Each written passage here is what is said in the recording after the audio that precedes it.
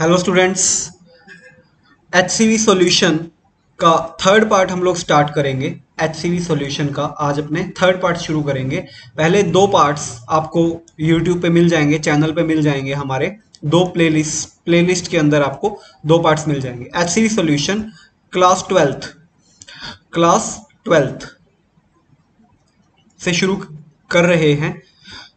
जो class twelfth का पहला चैप्टर है इलेक्ट्रिक फील्ड, वो HCV का चैप्टर 29 है।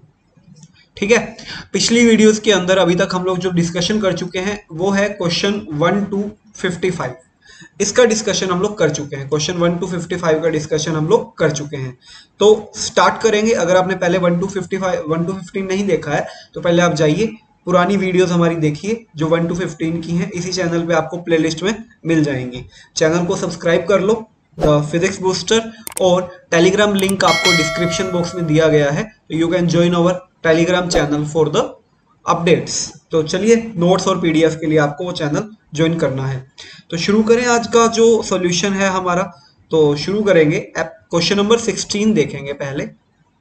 अब इसमें से कई क्वेश्चन ऐसे हैं जो मैं रेगुलर सीरीज के अंदर पढ़ा चुका हूं आप लोगों को, तो आप वहां से उनकी हेल्प ले सकते हैं। क्वेश्चन नंबर 16 क्या है? HCV का 16 नंबर कि तीन इक्वल चार्जेस हैं, उनकी वैल्यू हमें गिवन है, एक इक्विलैटरल ट्रायंगल के कॉर्नर पे हैं। ठीक है, आपको बोला है कि किसी भी एक चार्ज को कूलम फोर्स कितना एक्सर्ट हो रहा है। बुक अपने पास रखिए अपनी HC वर्मा, और अगर कोई प्रॉब्लम आ रही है किसी क्वेश्चन में तो देखिए। तो स्टार्ट करेंगे। जो 16 नंबर क्वेश्चन आपको मिल रहा है वो बेसिकली मैंने अपनी 12th रेगुलर सीरीज के अंदर एपिसोड 10 में आपसे डिस्कस किया है। तो आप 12th रेगुलर सीरीज का एपिसोड 10 कौन सा है? Geometry plus electro. आप इसको कवर अप कीजिए एपिसोड 10 में जाके, वहां पे आपको इस टाइप के क्वेश्चंस करने की टेक्निक बताई गई है। तो वहां पे आपको इसका सॉल्यूशन मिल जाएगा। ठीक है, चलिए क्वेश्चन नंबर 17 शुरू करें। देखिए 17 के अंदर अपने को एक स्क्वायर दे रखा है, और स्क्वायर के जो चार कॉर्नर्स हैं उसके ऊपर बोला गया कि एक चार्ज है। ठीक है, इस तरह से हमें एक स्क्वायर दे रखा है, और स्क्वायर के दे रखे हैं अपने को चार कॉर्नर्स। तो स्क्वायर के जो चार कॉर्नर्स हैं उनके ऊपर चार चार्जेस रखे हुए हैं। चार्जेस जो है वो सेम नेचर के हैं। देखो कौन कौन से चार्जेस हैं। यहाँ पे भी क्यू रखा है, यहाँ पे भी क्यू रखा है, यहाँ पे भी क्यू है, और यहाँ पे भी क्यू है, और अपने को सबकी साइड दे रखी है। हमें बोला गया है कि किसी एक चार्ज के ऊपर क्या फाइंड आउट करने को बोला है? नेट फोर्स निकालने को बोला गया है। तो भाई वही बात है, फिर से मैं आपको कहूंगा कि आप जाइए एपिसोड 10 के अंदर, और जितनी भी ज्योमेट्री बेस्ड प्रॉब्लम है पढ़ लीजिए। मैंने ये प्रॉब्लम भी वहां पे एक्सप्लेन कर रखी है क्लास 12th रेगुलर सीरीज। ठीक है, तो चलिए अगले क्वेश्चन पे चलेंगे। Question number 18। क्वेश्चन नंबर 18 देखो। 18 जो क्वेश्चन है ना, बेसिकली वो दे इस चैप्टर में दिया है, लेकिन वो है मॉडर्न फिजिक्स का, और ये आपने 10th क्लास में पढ़ा होगा। ये बेस बन जाता है एक तरह से ना, बेस बन जाता है। क्या बोला गया है कि एक हाइड्रोजन एटम है, और उसके अंदर बेसिकली क्या है, देखो ध्यान से, ऐसे हाइड्रोजन एटम है, और उसमें बेसिकली एक इलेक्ट्रॉन और एक प्रोटॉन रिवॉल्व कर रहे हैं। अब जो इलेक्ट्रॉन है वो तो है यहाँ पे, और जो प्रोटॉन है वो है यहाँ पे, और दोनों के बीच एक गैप है। इस तरह से दोनों के बीच एक गैप है, आर है, और आर की वैल्यू जो दे रखी है, जो रेडियस की वैल्यू दे रखी है बच्चों, वो दे रखी है अपने को 0.53 एंगस्ट्रॉम। ठीक है, और बोला है कि एंगस्ट्रॉम को आप मीटर में कन्वर्ट कर सकते हो, आसानी से कर सकते हो यार। 0.53 इंटू 10⁻⁻10 मीटर कर दो, कन्वर्ट हो जाएगा। ठीक है, अब सुनो बात मेरी। उन्होंने बोला कि इन दोनों के बीच प्लस और माइनस, यानी कि इलेक्ट्रॉन इन दोनों के बीच, अरे फोर्स कितना काम कर रहा है, देहवास कितना फोर्स काम कर रहा है। तो आसानी से बताओ कैसे। देखो दो चार्जेस हैं, ये हमारा Q1 हो गया, ये हमारा Q2 हो गया, और बीच का गैप जो है वो R हो गया। तो फोर्स का formula F equal to K Q1 Q2 upon R²। क्या करोगे, Q1 और Q2 दोनों की वैल्यू पुट कर दोगे, दोनों की वैल्यू पुट करोगे, R की वैल्यू पुट करोगे। Q1 Q2 की वैल्यू पता है ना, देखो चार्ज चाहे प्लस है चाहे माइनस है, मतलब चाहे इलेक्ट्रॉन का चार्ज है चाहे प्रोटॉन का चार्ज है, वैल्यू तो देखो E की एक ही है, 1.6 इंटू 10⁻⁻19 कूलम। तो आपको बस ये वैल्यू पुट करनी है and you will get your answer. Q1 की वैल्यू पुट करो, Q2 की वैल्यू पुट करो, R की वैल्यू पुट करो, आपका आंसर आ जाएगा। तो इस तरह से आसानी से आप इस क्वेश्चन को कर सकते हैं। तो चले क्वेश्चन नंबर 19 के ऊपर चले। क्या है 19 नंबर, देखिए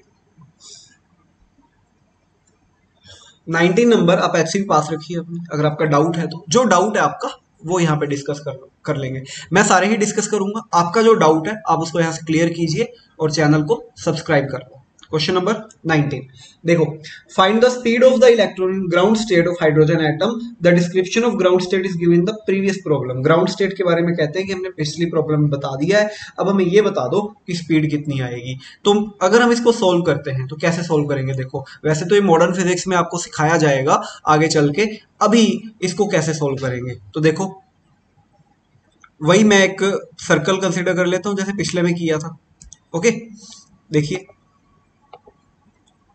हाँ तो वही इलेक्ट्रॉन, वही प्रोटॉन, वही कहानी, वही सर्कल।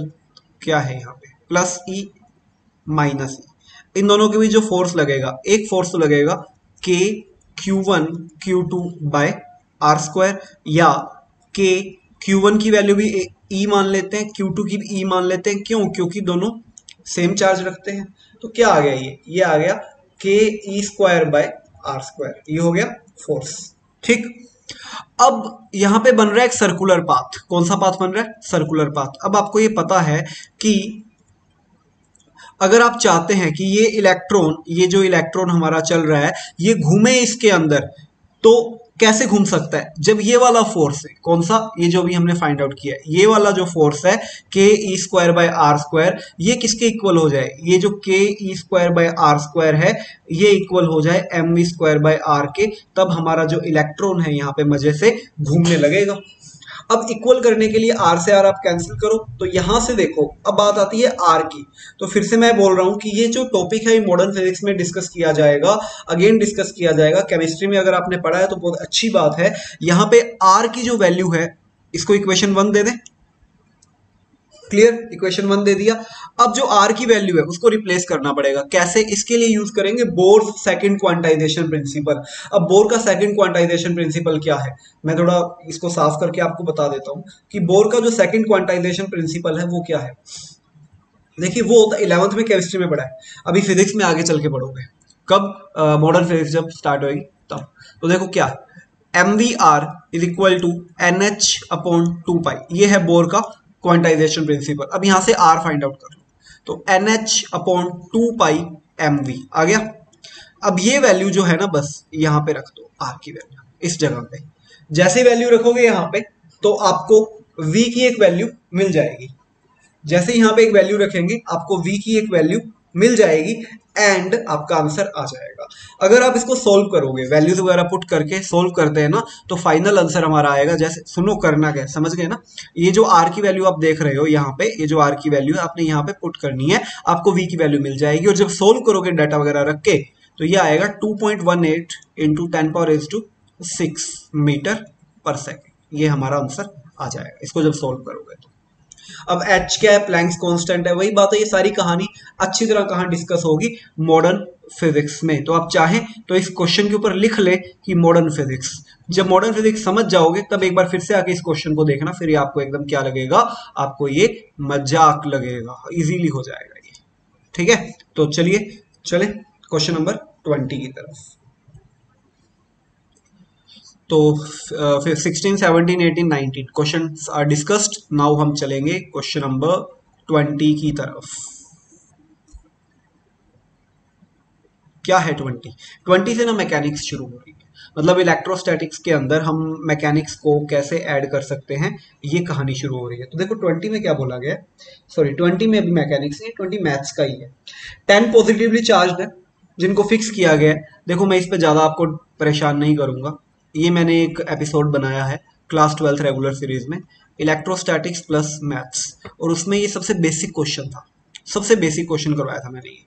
अब सुनो मेरी बात ध्यान से, आप लोग जाके एपिसोड देखेंगे, कौन सा? Episode number 8। तो ये तो बड़ा बेसिक है, इसके साथ आपको 4 बोनस क्वेश्चन और अच्छे अच्छे देखने को मिलेंगे कि और क्या क्या उसमें आ सकता है। तो give it a try. 4 bonus question मिलेंगे आपको। कौन से एपिसोड में? एपिसोड 8 क्लास 12 रेगुलर सीरीज जाके देखो, और इसके साथ साथ 4 अच्छे अच्छे बोनस क्वेश्चन जिसमें मैथ्स ऐड हो सकती है वो आप सीख सकते हो। तो चलें आगे, एपिसोड नंबर ध्यान रखना 8 क्लास 12 रेगुलर सीरीज। चलिए क्वेश्चन नंबर 21, देखो भाई क्या है। 21 में है मैकेनिक्स। मैकेनिक्स कैसे है? मैकेनिक्स देखो, कह रहे हैं कि दो चार्जेस हैं, दो चार्जेस हैं।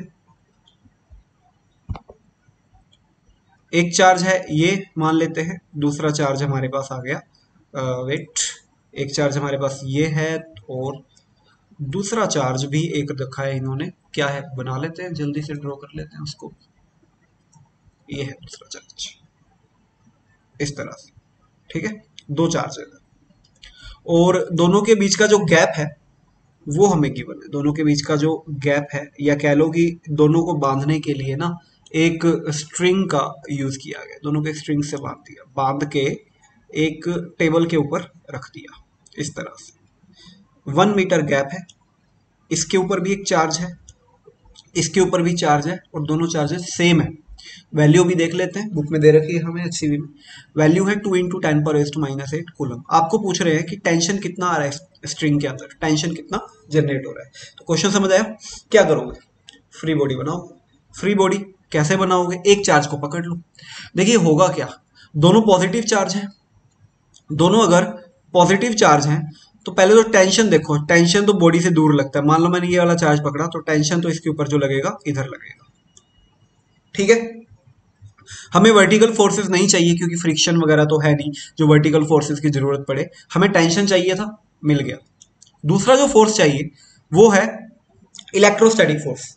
देखिए एक चार्ज है इधर वाला, दूसरा इधर वाला, दोनों के बीच रिपल्शन, तो ये वाला चार्ज इस पर्टिकुलर चार्ज पे फोर्स लगाएगा ऐसे इधर, क्योंकि दोनों के बीच रिपल्शन होगा ना, तो ये बड़े वाला जो चार्ज है इस पर्टिकुलर के ऊपर रिपल्शन फोर्स लगाएगा। तो बेसिकली होने क्या वाला है, ये जाके इसको ऐसे रिपेल करेगा। अब जब रिपेल करेगा तो कैसे करेगा, के Q1 Q2 यानी कि Q दोनों सेम है तो कोई टेंशन नहीं है। अब अगर सिस्टम हमारा इक्विलिब्रियम में है, जो कि क्वेश्चन में गिवन है कि जो सिस्टम है ना वो इक्विलिब्रियम में, according to the question system equilibrium में, तो उस केस में जो T है वो KQ²/R² के इक्वल हो जाएगा। तो गेम ओवर, क्वेश्चन खत्म, ठीक है। तो यहां से देखो भाई क्या चाहिए था आपको, टेंशन चाहिए था तो इजीली टेंशन निकाल लोगे। के हमें पता है, क्यू हमें गिवन है, आर हमें पता है, वैल्यू पुट करो you will get your answer. तो इस तरह से हमारा क्वेश्चन नंबर 21 खत्म हो जाएगा, ठीक है। बस ध्यान क्या रखना है, एक सिंपल सा फ्री बॉडी डायग्राम हमें ध्यान में रखना है। चलिए आगे चले, अब चलते हैं लास्ट क्वेश्चन पे आज के, लेकिन सबसे अच्छे क्वेश्चन, आज के सबसे अच्छे क्वेश्चन और one of the best question of electrostatics chapter, electric field and charge chapter का एक अच्छा क्वेश्चन, एक बेहतरीन क्वेश्चन। तो चलो देखो, don't miss it. 22, two identical balls each having a charge this and mass this are suspended from a common point, insulating string length दे रखी है, balls held separation 5 cm, release electric force on one of the charged ball। चलो पहले तो diagram बनाते हैं, ध्यान से समझना, वन एक एक पार्ट इसका समझने वाला है, एक एक पार्ट में फील आएगा इसके। इस तरह से एक बॉल है, इस तरह से दूसरी बॉल है, ठीक है। दोनों के ऊपर ना कुछ कुछ चार्ज है, आइडेंटिकल है भाई, आइडेंटिकल मतलब मास वगैरह और दोनों सेम प्रॉपर्टीज शेयर करती हैं, ये है, ठीक है। और बोला गया है कि इनकी जो लेंथ है वो 50 सेंटीमीटर है, हर बॉल की जो लेंथ है वो 50 सेंटीमीटर है, ठीक है। ऐसे हर स्ट्रिंग की जो लेंथ है। सेकंड थिंग आपको बोला है कि दोनों बॉल्स जो है ना अभी अभी कहाँ पे है, 5 सेंटीमीटर की 5 सेंटीमीटर की डिस्टेंस पे है। ये मिड पॉइंट मान लेते हैं, सस्पेंशन पॉइंट जहां से है 5 सेंटीमीटर की डिस्टेंस पे है। अब पहला पार्ट क्या बोला गया आपको, आपको बोला है कि एक बॉल पे दूसरे की वजह से इलेक्ट्रिक फोर्स कितना काम कर रहा है या इलेक्ट्रोस्टैटिक फोर्स कितना काम कर रहा है। मान लीजिए ये बॉल नंबर 1 है, ये बॉल नंबर 2 है। तो देखो पहले पार्ट में तो कोई दिक्कत हमें होगी नहीं, क्यों, क्योंकि इन्होंने बोला है कि एक बॉल की वजह से दूसरे पे इलेक्ट्रोस्टैटिक कितना काम कर रहा है। तो इस पे अगर हम चेक करें इसके ऊपर, तो देखो सिंपल सी बात है, इस पे जो इलेक्ट्रोस्टैटिक फोर्स दूसरे की वजह से लगेगा वो होगा KQ1 Q2/R², और ये तुम्हें प्रॉब्लम नहीं देगा क्योंकि तुम्हें देखो Q1 पता है, तुम्हें Q2 पता है, तुम्हें गैप पता है, इसको मीटर में जरूर कन्वर्ट कर लेना, नहीं तो पाप लगेगा, और वो पाप होता है जेई नीट में -1 मार्क्स की फॉर्म में। ठीक है, तो उस पाप से बचना है हमें, ये नहीं चाहिए हमें, तो बस यही चाहिए। ठीक है, तो थिंग इज आर को कन्वर्ट कर लेना, आपका पहला पार्ट तो इजीली हो जाएगा इस क्वेश्चन का। इलेक्ट्रोस्टैटिक फोर्स तो भाई हंसते हंसते निकाल दोगे, सिर्फ करना क्या है, इसको याद रखना है बस। तो चलो इलेक्ट्रोस्टैटिक फोर्स तो आ गया, अब क्या करेंगे, अब सेकंड पार्ट देखते हैं। सेकंड पार्ट देखो, फॉर्मूला लगाते ही आ जाएगा इलेक्ट्रोस्टैटिक, कैलकुलेशन वाला कर लेना आप लोग, कैलकुलेशन है, सिंपल सी कैलकुलेशन है, कोई दिक्कत नहीं है। सेकंड पार्ट देखिए, सेकंड पार्ट बोला गया है the components of resultant force on it along and perpendicular to the string. देखो ये कई बार तो क्वेश्चन ही समझ नहीं आता ये है क्या, तो मैं आपको समझाता हूँ, पहले क्वेश्चन समझते हैं। देखो इस तरह से हम लोग बना रहे हैं ना, ये बन गया हमारा। ठीक है, अब अगर मैं क्या करूं, अगर मैं कंपोनेंट्स करता हूं तो ध्यान से देखो भाई, इधर होगा टेंशन फोर्स लगेगा, एफबीडी समझना इसका। ठीक है, ये एंगल हम क्या करें, इस एंगल को हम लोग थीटा एज्यूम कर लेते हैं। ठीक है, नीचे क्या लगेगा, सिंपल सी बात है, नीचे तो mg काम करेगा। अब अगर आप देखो तो इलेक्ट्रोस्टैटिक फोर्स इस गोले की वजह से, इस फेयर की वजह से इसके ऊपर इलेक्ट्रोस्टैटिक फोर्स काम करेगा। थोड़ी देर पहले बताया था, चार्जेस सेम है, डिस्टेंस पता है, कुछ इस तरह से। अब देखिए होगा क्या, जैसे ही ये वाला ब्लॉक या गोला क्या करेगा, ये गोला जैसे ही इस गोले को पुश करेगा, धक्का देगा, तो ये गोला उड़ता उड़ता उड़ता उड़ता इधर जाने की कोशिश करेगा, ऐसे इस तरह से कुछ मोशन करने की कोशिश करेगा, कुछ इस तरह से। तो जैसे ही मोशन करेगा मतलब इसका क्या होगा, इक्विलिब्रियम जाएगा, इक्विलिब्रियम जाएगा तो एक रिजल्टेंट फोर्स आएगा, इक्विलिब्रियम जाएगा तो एक रिजल्टेंट फोर्स आएगा, यानी कि कौन आएगा, एम ए आएगा। रिजल्टेंट फोर्स तो यही है ना, एम ए आएगा। तो बेसिकली होगा क्या, हमसे क्या पूछा है, हमसे पूछा है इस क्वेश्चन में components of resultant force on it and along perpendicular string. String क्या है, ये है, ये देखो, ये जो मैं बना रहा हूं ना, ये अभी जो ग्रीन में मैं ले आया, ये स्ट्रिंग है, और रिजल्टेंट फोर्स कौन है, ये रिजल्टेंट फोर्स है, ये स्ट्रिंग है पूरी की पूरी, ये जो देख रहे हो। हमसे बोला है कि रिजल्टेंट फोर्स का एक कंपोनेंट तो हो रहा है किसके अलोंग, एक कंपोनेंट तो हो रहा है टेंशन के अलोंग, रिजल्टेंट फोर्स का इसके अलोंग, कौन सी, स्ट्रिंग के अलोंग, और एक हो रहा है स्ट्रिंग के परपेंडिकुलर। तो उन दोनों की वैल्यू बताओ, एक तो हो रहा है इधर की तरफ, कह रहे हैं एक हो रहा है इधर, और एक हो रहा है इधर, किसका, रिजल्टेंट का। इसकी और इसकी वैल्यू बतानी है, ये रही स्ट्रिंग, ये रहा उसके परपेंडिकुलर, ये रहा उसके अलोंग, तो इन दोनों की वैल्यू बतानी है। तो कैसे बताएंगे, इसकी वैल्यू बताने के लिए आपको तो टी के कंपोनेंट से काम नहीं चलेगा, वैल्यू बताने के लिए आपको एमजी के कंपोनेंट्स करने पड़ेंगे। तो जब एमजी के कंपोनेंट्स करोगे तो ध्यान से देखो, अगर वो एंगल थीटा है तो ये एंगल भी हमारे पास क्या आएगा, ये वाला एंगल भी क्या आ जाएगा, थीटा आ जाएगा। अगर ये थीटा तो ये थीटा, तो mg का इधर जो कंपोनेंट गया, इधर क्या आ जाएगा, mg cos थीटा, और mg का जो इधर परपेंडिकुलर कंपोनेंट जो जाएगा यहाँ पे, क्या जाएगा, mg sin थीटा। तो ये दो कंपोनेंट्स तुम्हें समझ आ गए। अब बात हो रही है रिजल्टेंट फोर्स के कंपोनेंट की, रिजल्टेंट फोर्स के कंपोनेंट की, तो थोड़ा ध्यान से समझो। देखो इनिशियली तो K Q square by R square ऐसे इस पे काम करेगा, इनिशियली तो ऐसे करेगा, लेकिन जब धीरे धीरे झटका लगेगा, इसको एक्सेलरेशन मिलेगा, तो ये जो K Q square by R square है, जिसकी वजह से झटका लग रहा है, ये अपनी ना डायरेक्शन बदल लेगा। मतलब क्या होने वाला है, ये जो K Q square by R square है बेसिकली, ये इस डायरेक्शन में, किधर, इधर, इधर, जैसे बॉल आई जोर से, ऐसे समझो कि जैसे बड़ा सा कोई सिस्टम है, ये आई यहाँ से, ये ऐसे चुपचाप ऐसे बैठा था, ठीक है, ऐसे ये आई आई आई आई आई ऐसे ले गई भाई, ऐसे इस तरह से आते आते आते आते रिपेल किया, धक्का दिया जोर से, ऐसे। तो जो K Q square by R square है, जब उसकी वजह से एक्सेलरेशन आएगा तो वो भी ऐसे ऊपर चला जाएगा एम में, जैसे रिजल्टेंट फोर्स की डायरेक्शन में।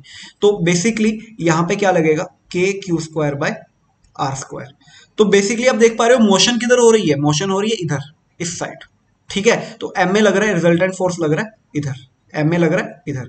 तो अगर आप देखें रिजल्टेंट फोर्स सिर्फ और सिर्फ परपेंडिकुलर टू द स्ट्रिंग लग रहा है, रिजल्टेंट फोर्स सिर्फ और सिर्फ परपेंडिकुलर टू द स्ट्रिंग लग रहा है, अलोंग द स्ट्रिंग नहीं लग रहा। तो अलोंग द स्ट्रिंग जो कंपोनेंट है, अलोंग द स्ट्रिंग जो कंपोनेंट है रिजल्टेंट फोर्स का, वो तो हो गया जीरो, एफ अलोंग। क्यों जीरो हो गया? क्योंकि एम ए तो है ही नहीं along the string, M A तो सिर्फ परपेंडिकुलर स्ट्रिंग है। तो परपेंडिकुलर स्ट्रिंग का मतलब अगर मैं डायग्राम आपको अलग से बना के बताऊं तो कुछ ऐसी कहानी है। यहाँ पे है K Q square by R square, ठीक है, और उल्टी डायरेक्शन में कौन है? उल्टी डायरेक्शन में है एम जी साइन थीटा। तो अगर हम एम ए को इधर ले लें, सॉरी इसको थोड़ा ऊपर बना देता हूं, अलोंग द स्ट्रिंग आपको समझ आया होगा, पहले तो ये देख लो ऐसे। और अगर हम बात करें परपेंडिकुलर, तो सिर्फ और सिर्फ परपेंडिकुलर में ना सिर्फ अपने को यही चाहिए। ध्यान से देखो, सारा डायग्राम जाने देते हैं, देखते जाना। लो ये गेम है इस तरह से, ये लाइन देख लो भाई परपेंडिकुलर टू स्ट्रिंग के लिए, ये वाली लाइन देख लो, ये वाली लाइन। तो बड़ा कौन मान लेते हैं? K Q square by R square minus M G sine theta is equal to M A. लो आ गया परपेंडिकुलर स्ट्रिंग, तो यहां से एम ए की वैल्यू निकालोगे ना, वही परपेंडिकुलर कंपोनेंट है किसके? स्ट्रिंग के। बाकी सारा डाटा आपको गिवन है, तो आई थिंक आपको प्रॉब्लम नहीं होगी। हाँ, अब यहाँ पे बात आती है कि साइन थीटा कैसे निकालेंगे हम लोग। तो पहले ये देख लें जल्दी से साइन थीटा कैसे निकलेगा, क्योंकि अगले क्वेश्चंस में भी जरूरत पड़ेगी इसकी। तो साइन थीटा निकालने के लिए आपको ज्यादा टेंशन की जरूरत नहीं है, फटाफट डायग्राम बनाते हैं। सेकंड पार्ट अच्छा था, मैंने बोला था कि काफी अच्छा पार्ट है सेकंड इसका। साइन थीटा निकालने के लिए आपको ज्यादा सोचने की जरूरत नहीं है, पकड़ो ऐसे, सॉरी ये नहीं था, ऐसे, एक ऐसे, एक ऐसे, इस तरह से। ये गैप हमें गिवन है, ये गैप हमें पता है, तो यहां से थीटा निकाल पाओगे। ये गैप कितना है? पूरा 5 है तो ये बिल्कुल बीच में रहेगा, पूरा 5 है तो ये आधा हो जाएगा, ये हो गया 5/2 सेंटीमीटर। ये 50 सेंटीमीटर गिवन है। यहां से आप sine theta, tan theta, cos theta जो भी चाहिए निकालते चलो, जिसकी जरूरत तुम्हें पड़ेगी, ठीक है। तो ऐसे निकालोगे साइन थीटा। चलो जल्दी सी पार्ट देख लेते हैं। अब जो सी पार्ट है वो आसान है। सी पार्ट है टेंशन निकालो। अरे कंपोनेंट किए थे ना अभी पिछले में, भाई कंपोनेंट थोड़ा टी की वैल्यू किसके इक्वल आ जाएगी? देखोगे तो एम जी कोस थीटा के इक्वल आ जाएगी। अब कोस थीटा यहाँ पे चाहिए, तो मैंने आपको थीटा बता दिया कैसे निकालना है। कोस निकालो, साइन निकालो, टेन निकालो, आपकी मर्जी। लास्ट पार्ट है एक्सेलरेशन। एक्सेलरेशन के लिए वो रिजल्टेंट वाला पकड़ लो। एम में क्या निकाला था? K Q square by R square minus M G sine theta. अब यहाँ से ए निकालना है ना, तो ए निकालने का क्या तरीका है? एम को भेज दो भाई अपोन में, तो क्या आ जाएगा भाई? ये गया, इसको उड़ा दो, मार दो इसे। ए कैसे आ जाएगा? ये लो, एम एम, सारी वैल्यूज आपके पास हैं, तो हमें ए भी मिल जाएगा। तो दैट वाज द क्वेश्चन। समझ आया? तो उम्मीद करता हूँ आपको ये समझ आया होगा। बहुत जल्दी मिलेंगे फोर्थ पार्ट के साथ सॉल्यूशन, जिसके अंदर अपने स्टार्ट करेंगे क्वेश्चन 23 से 30 तक हम लोग कवर अप करेंगे नेक्स्ट पार्ट में बहुत जल्दी। अब इतना गैप नहीं पड़ेगा, बहुत जल्दी आपको मिल जाएगी वीडियो। चैनल सब्सक्राइब करो, शेयर करो, टेलीग्राम पे ज्वाइन करो। मिलेंगे अपने बहुत जल्दी नेक्स्ट वीडियो में। Till then take care.